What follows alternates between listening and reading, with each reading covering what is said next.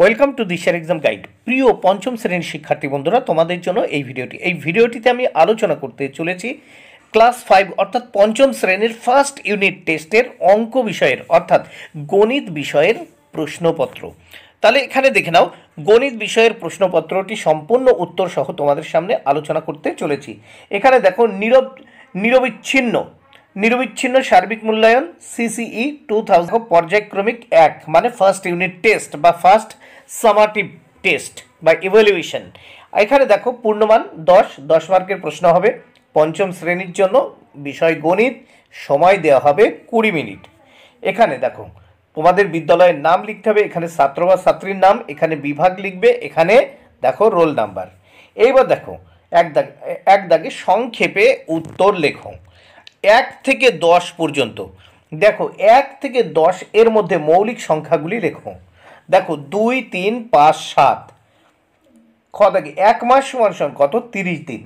গ দাগে 3 অঙ্কের ক্ষুদ্রতম সংখ্যা 1 দিয়ে 2 শূন্য 100। ঘ দুটি মৌলিক সংখ্যার গসাগু 1, দুটি মৌলিক সংখ্যার গসাগু কত হয়? 1। অন্য দাগ দেখে নাও, লসাগু কথার পূর্ণরূপ লঘিষ্ঠ সাধারণ গুণিতক। লসাগু কথার পূর্ণরূপ হলো লঘিষ্ঠ সাধারণ গুণিতক। এরপর দেখে নাও 2 দাগে প্রয়োজন মতো দেখো এই চিহ্নগুলো বসাও।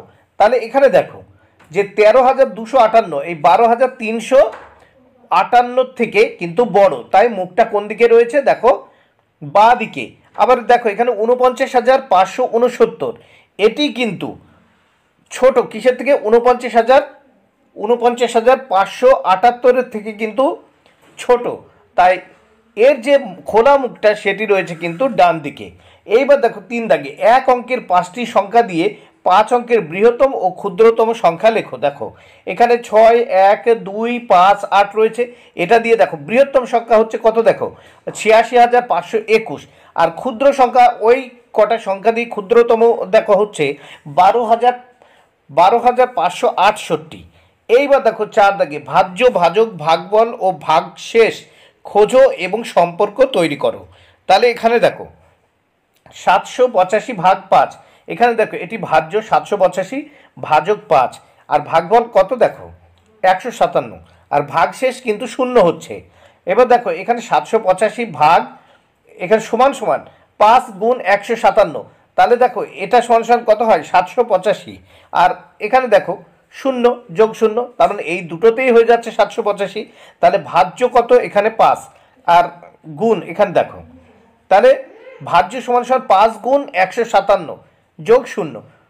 এবার দেখো ভাগশেষ ভাজকের চেয়ে ছোট, এই যে ভাগশেষ 0, আর ভাজক আমরা দেখছি কত? দেখো এখানে 5 রয়েছে, ঠিক আছে, তাহলে 5 এর থেকে ভাগশেষ ছোট হয়েছে। এইবার দেখে নেব 5 নম্বর প্রশ্ন। অমলবাবুর বছরে 72,250 টাকা আয় হয়, বছরে খরচ 50,830 টাকা, তার বছরে সঞ্চয় কত? দেখো তাহলে অমলবাবুর বছরে আয় 72,250 টাকা, বছরে খরচ 50,830 টাকা, তার বছরে আয় কত? দেখো তাহলে অমলবাবু বছরে আয় করেন 72,250 টাকা, 72,250 টাকা অমলবাবুর আয়।